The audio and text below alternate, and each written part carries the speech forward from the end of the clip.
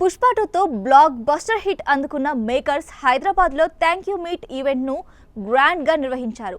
ఈ సందర్భంగా దర్శకుడు సుకుమార్, మ్యూజిక్ డైరెక్టర్ దేవిశ్రీ ప్రసాద్ గురించి ఆసక్తికర కామెంట్స్ చేశారు. దేవి లేకుండా తాను ఇప్పటి వరకు ఏ సినిమా చేయలేదని అన్నారు.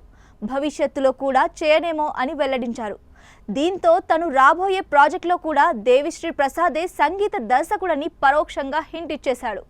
దీంతో రామ్ చరణ్, సుకుమార్ కాంబోలో రాబోయే సినిమాకు కూడా డిఎస్పీనే మ్యూజిక్ డైరెక్టర్గా చేయనున్నట్లు తెలుస్తోంది. నా పేరుతో పాటు ఉండే మరొక పేరు దేవిశ్రీ ప్రసాద్. నా పేరు సుకుమార్ కాదు, దేవిశ్రీ ప్రసాద్ సుకుమార్. తను లేకుండా ఎప్పుడూ సినిమా చేయలేదు, భవిష్యత్తులో కూడా తీయనేమో అని అన్నారు. ముఖ్యంగా తను నా ఫస్ట్ ఆడియన్. పుష్ప 2 కూడా ఫస్ట్ హాఫ్ గురించి చెప్పగానే దేవిశ్రీ ప్రసాద్ కథ అయిపోయింది అన్నాడు. సినిమా ఇంతే అనేశాడు. అలా పుష్ప 2 కూడా ఫస్ట్ హాఫ్ మాత్రమే రిలీజ్ చేశాను, అది దేవిశ్రీ ప్రసాద్కి మాత్రమే తెలుసు అని అన్నారు. దీంతో తను రాబోయే ప్రాజెక్టులో కూడా డిఎస్పీనే మ్యూజిక్ డైరెక్టర్ అని హింట్ ఇచ్చేశాడు. కాగా రామ్ చరణ్ ప్రస్తుతం ఉప్పెన ఫేమ్ బుచ్చిబాబు సానా డైరెక్షన్లో నటిస్తున్నారు.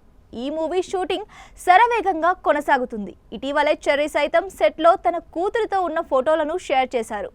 ఆ తర్వాత రామ్ చరణ్ సుకుమార్తో జతకట్టనున్నారు. కాగా ఇటీవల దర్శక ధీరుడు రాజమౌళి రామ్ చరణ్ సుకుమార్ సినిమాలో ఓపెనింగ్ సీక్వెన్స్ హైలైట్గా ఉంటుందని అన్నారు. అలాగే రాజమౌళి కొడుకు కార్తికేయ కూడా సోషల్ మీడియాలో ఓ పోస్ట్ పెట్టారు. RRR క్లైమాక్స్ షూటింగ్ సమయంలోనే సుకుమార్తో సినిమా చేయబోతున్నట్లు రామ్ చరణ్ చెప్పారని, ఓపెనింగ్ సీన్ దాదాపు 5 నిమిషాల పాటు ఉంటుందని తెలిపారు.